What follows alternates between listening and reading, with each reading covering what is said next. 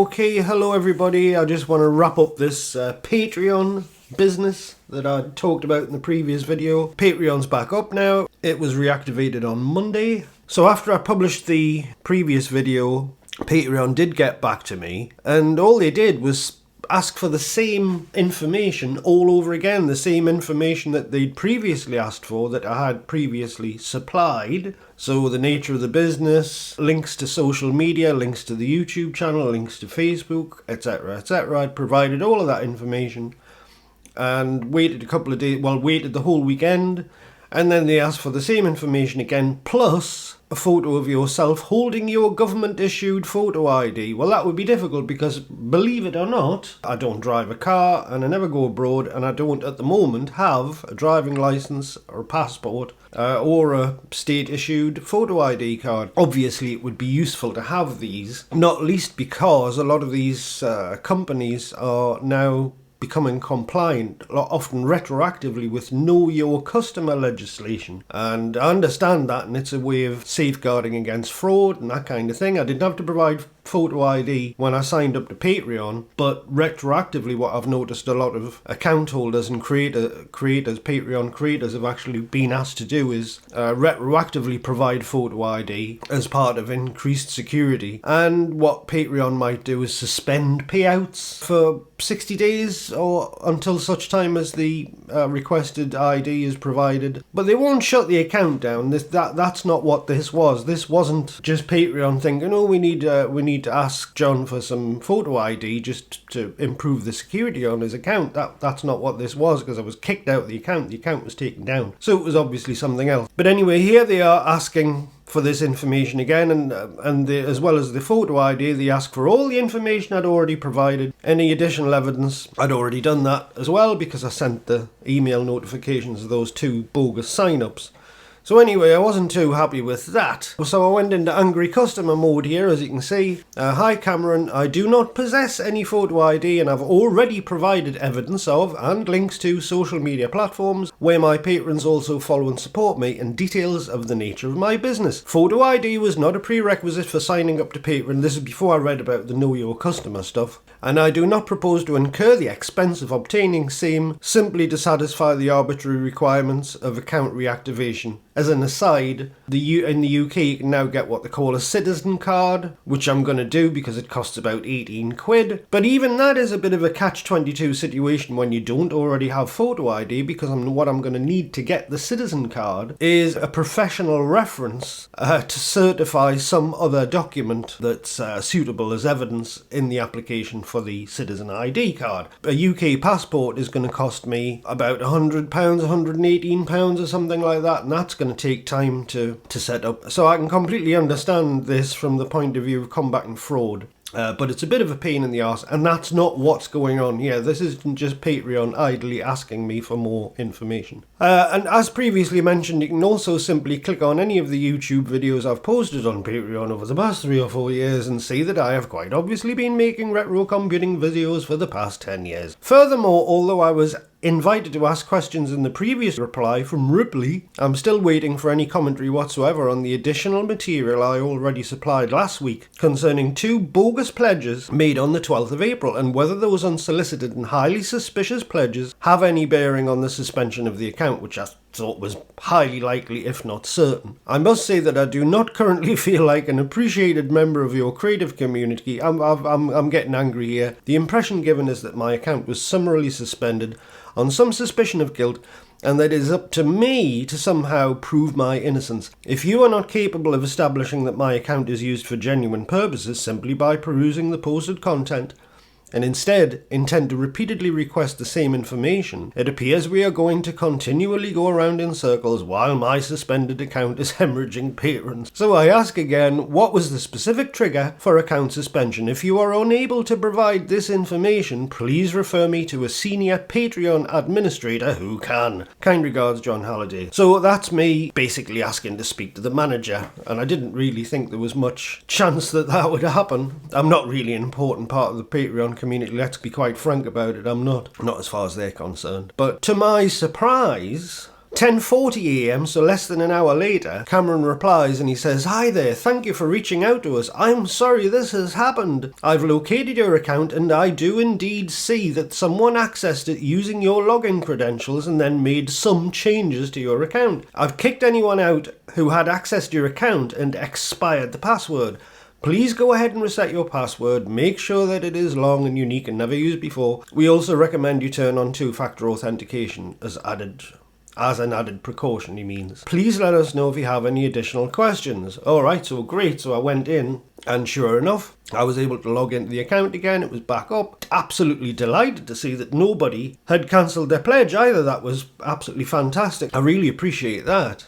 So I was surprised. So really, in a sense, no harm done, which was completely unexpected after the account had been down for about 5 days. So anyway, that seemed to me like a bit of a trite, perfunctory explanation as to what had happened here. So I replied to him, "Hi Cameron, firstly, many thanks for reactivating the account. I've just logged in and changed the password as per your instructions.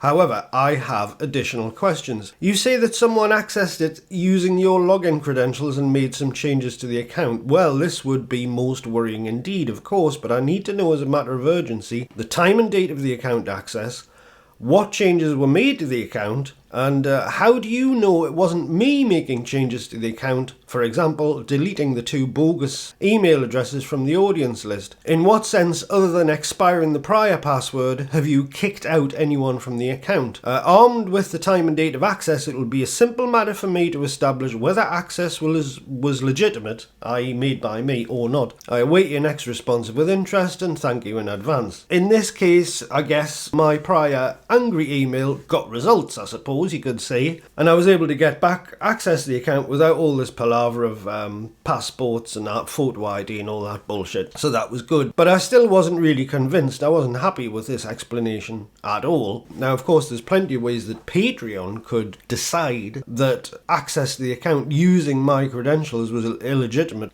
or potentially illegitimate. Using IP addresses, for example, maybe the login using my credentials was made from an IP address in a different country. That would be an immediate red flag, but they won't tell me this. All they said that somebody logged in with my credentials. What I wanted to know was, how did they know it wasn't me and when did it happen? So Cameron replied a few hours later, "Thank you for getting back to us. Unfortunately, we cannot release information regarding our investigation detection methods. Informing people of what activity is considered suspicious and triggers a review of the accounts could give bad actors the ability to bypass our detection methods and make our community unsafe. Rest assured that our foremost goal is to ensure your account's security. Please let me know if you have further questions." So I reply again, "Since you presumably concluded before reactivating my account that I am not a bad actor, I fail to understand why telling me when the supposed third-party access to my account occurred would represent a security risk. In addition, if you cannot or will not tell me what changes were made to the account, how can I correct them?" Now, I had a cursory look in the account, obviously, when I got back into it, and I couldn't see anything had been changed. That's another reason I was a bit sceptical about the idea that anybody'd gone into the account who wasn't me, because if I would imagine, well, the first thing you would probably do is delete all the Patreons or something like that if you were intent on doing malicious damage, unless you're just, trying to yank me chain. But I could see nothing that had been changed. All the patrons were still there, all the posts were still there, so a superficial inspection of the account didn't reveal any changes at all. I can only conclude, therefore, that there was in fact no third-party access to the account whatsoever, since it appears that no malicious changes were made, and the third-party access which triggered suspension was in fact a false flag caused by the account owner, me, signing in and deleting 2 spurious email addresses, and that account suspension was therefore an error on Patreon's part, and the explanation that I was hacked is nothing more than a generic excuse for suspending the account for no good reason. So that's me. That's complete speculation on my part, of course, and I was pissed off. I'm just screaming into the sky at this point. The goal of continued account security would be more easily ensured, although I believe this is a good point, if the account owner was not kept in the dark concerning the details of security breaches and unauthorized third-party account access, which I believe never happened. This will be my takeaway on the matter anyway until proof to the contrary is provided. Well, proof to the contrary was eventually provided, but I'll get into that in a minute. Thank you again for reactivating my account. I am happy to report that surprisingly no legitimate patrons cancelled their pledges. Kind regards, John. Okay. I'm sort of asking to be let into the loop a little bit with exactly what was done and the conclusion, which I also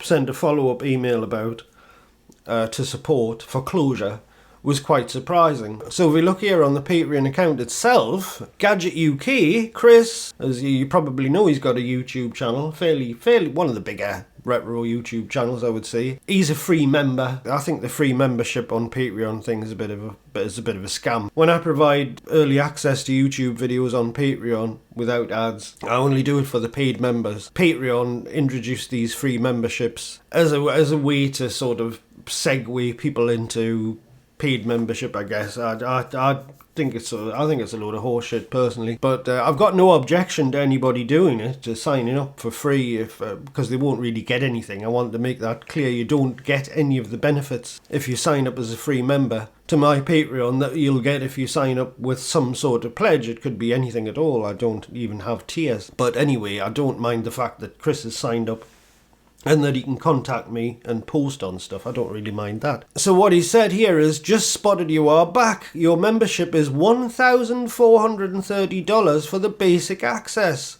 Someone has gained access to the account, it seems, and changed that, then joined up at that price. You might want to review your site settings and perhaps change the password, etc. Check your security of your machine and network too. Sensible.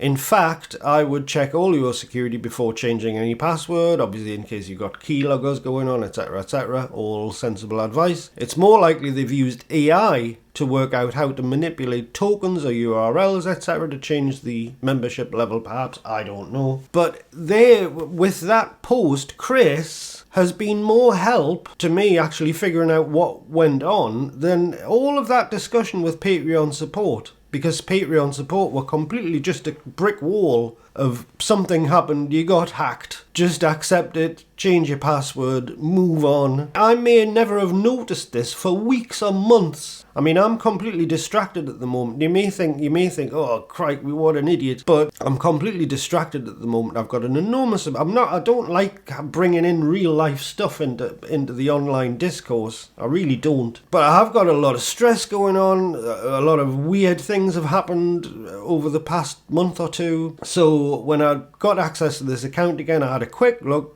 checked everything out, no problem as far as I could tell. So if a would-be patron or a free Patreon member hadn't pointed this out to me, that the fucking basic membership level had been changed from nothing at all. I had no tiers at all, so a basic tier has been added at $1,430 fucking dollars. If he hadn't taken the trouble to point that out, I may never have seen it. And then I would have, maybe if a new Patreon wanted to sign up and he was confronted by that, well, he's going to go, fuck that, I'm not going to pay $1,400 a month just to join his fucking Patreon. So obviously, as you can see, I've thanked Chris here for single-handedly being more help in terms of unraveling exactly what happened than anybody in Patreon support. So obviously what's actually happened here on the 12th or on or around the 12th of April that Patreon wouldn't tell me is that somebody got access to the account, went in, added a basic tier at $1,430, used 2 email addresses to sign up twice at that basic tier. Now, this explains the other question I had in the previous video. And if you haven't watched the previous video, watch that one, because I haven't got time to go through the whole thing again. What happened was that 2 $1,430 pledges were made on the 12th of April, and by the time I woke up in the morning, because this happened in the middle of the night, by the time I woke up in the morning, both those pledges had been cancelled and refunded. And I said in the previous video, how did they get refunded? How did somebody do this without spending a dime? When the creator has to approve a refund on a pledge. Now it's obvious how they got a refund, because they were simultaneously signed in as me on the Patreon account. So they put the 2 pledges on, then issued refund requests from both those bogus accounts, and then on the admin side of the website, where they were signed in as me, they granted the refunds, and it was all done before I even woke up on Sunday morning. So it all makes sense now. So I have emailed again as support, and I've said yes, I've told them what's happened here.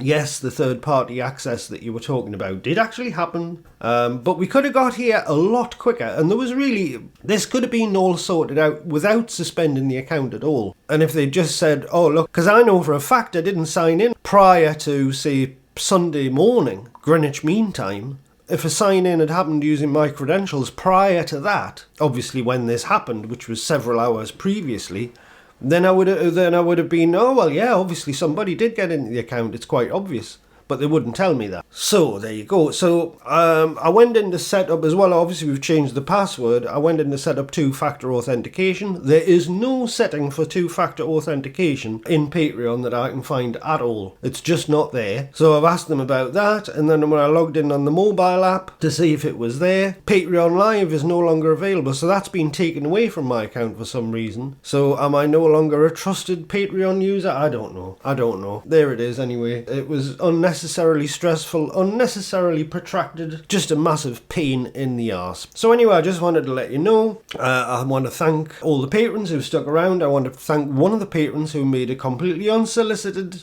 donation, which I have invested back into a project which I'm going to use for video material in the future. So that's paid for that, which is great. And the bottom line is, I'm not a charity. I'm not here to solicit money. I like to work from what I earn. I make a modest amount of money from making videos. And if I don't make videos and I don't do the work, I don't expect to receive money. It's as simple as that. My personal situation's got nothing to do with it. I am not a charitable concern. So nevertheless, I really, really do appreciate the support and the fact that just people will just step up out of the blue and say, oh, well, you're having a hard time at the moment.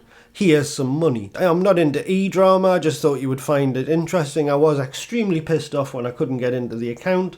Now I can get in the account, and I thought it would be a nice thing to do just to make a little update video. I very much doubt that as many people will watch this video because they never do. But anyway, there it is. Thank you for listening. Thank you for being supportive. It was 100% positive comments on the last video. And I'm sure that there'll be a few people out there, especially in Poland, having a good old laugh at all the hassle that I had to go through here.